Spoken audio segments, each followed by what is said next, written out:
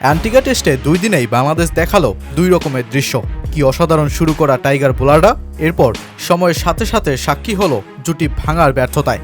৮৪ রানের ভেতরেই ৩ উইকেট তুলে নেওয়া ক্যারিবিয়ান ইনিংসের এরপর কোনো দফারফাই করতে পারেনি বাংলাদেশ। লুইস ও আথানাজের জুটির পর জাস্টিন গ্রেভস আর পেসার কেমার রোচের অসাধারণ পারফরমেন্সের সামনে টাইগার বোলিং ইউনিট পড়ল হতাশায়।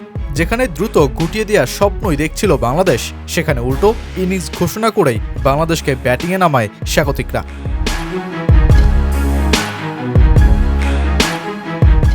টেস্টের প্রথম দিনে শুরুর ব্যর্থতা কাটিয়ে শেষ 2 সেশনে ঘুরে দাঁড়ায় West Indies.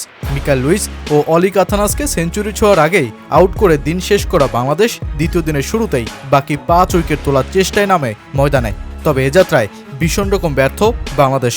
Joshua D Silva আর আলজেরি জোসেফকে দ্রুত প্যাভিলিয়নে পাঠাতে পারলেও জাস্টিন গ্রেভস আর কেমার রোচের জুটি উল্টো দুঃস্বপ্নে পরিণত হয় টিম টাইগারদের।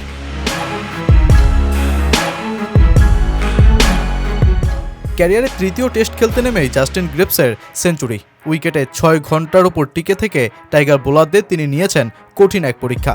আর গ্রেভসের এই প্রথম টেস্ট সেঞ্চুরির পথটা তৈরি করে দেন অপর প্রান্তের কেমার রোচ।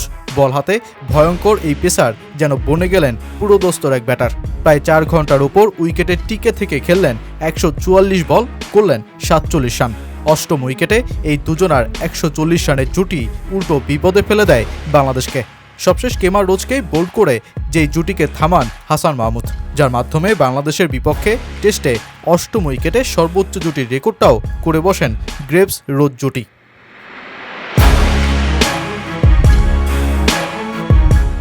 শুরুর সফলতার ধারা পরবর্তী 1.5 দিনে ধরে রাখতে না পেরে পাহাড়সম লিডের সামনে পড়ে বাংলাদেশ।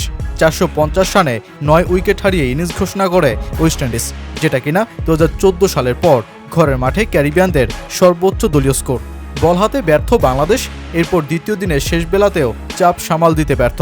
ব্যাট হাতে রয়ে সয়ে শুরু করা জাকির শেষ পর্যন্ত টিকতেই পারলেন না। জেডেন সিলসের বলে 15 রানেই হন বোল্ড। এর ঠিক পরের ওভারেই মাহমুদুল হাসান জয়ও আলজেরি জোসেফের বলে আউট হলে চাপে পড়ে যায় বাংলাদেশ। দিনের শেষ বেলায় মুমিনুল ও শাহাদাত সেই চাপ সামলে 40 রানে দিন শেষ করলেও 500 রানের চাপে পড়া বাংলাদেশের এখন ম্যাচে ফিরতে হলে অতিমানবীয় কিছুই করতে হবে, নয়তো অ্যান্টিগায় হজম করতে হবে আরেকটা ব্যর্থতাই।